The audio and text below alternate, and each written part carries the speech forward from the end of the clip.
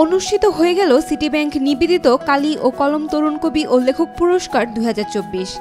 এই উপলক্ষে 2 দিনব্যাপী অনুষ্ঠানমালার আয়োজন করা হয়। অনুষ্ঠানের প্রথম দিন 25 জুলাই শুক্রবার দিনব্যাপী কবিতা লেখা বিষয়ক কর্মশালা কবিতার কলাকৌশল আয়োজন করা হয়।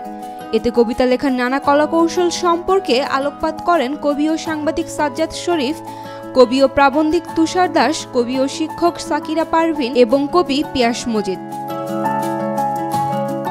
অনুষ্ঠানের দ্বিতীয় দিন 26 জুলাই শনিবার সন্ধ্যায় সিটি ব্যাংক নিবেদিত কালি ও কলম তরুণ কবি ও লেখক পুরস্কার 2024 প্রদান করা হয়। মোনালিসা হেভি ফ্লো 15 পিস প্যাকেটের সাথে 8 পিসের একটি প্যাকেট একদম ফ্রি।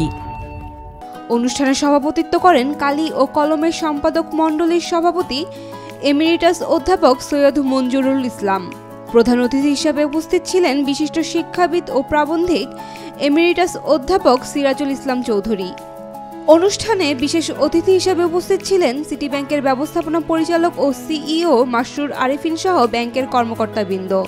পুরস্কার বিতরণ অনুষ্ঠানে সঙ্গীত পরিবেশন করেন গানের দল ও কৃষ্ণকলি।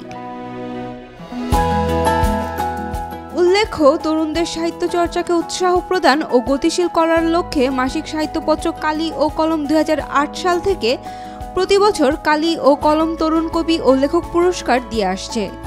এই পুরস্কার বাংলাদেশের তরুণদের জন্য প্রবর্তিত সর্বোচ্চ সম্মাননা পুরস্কার।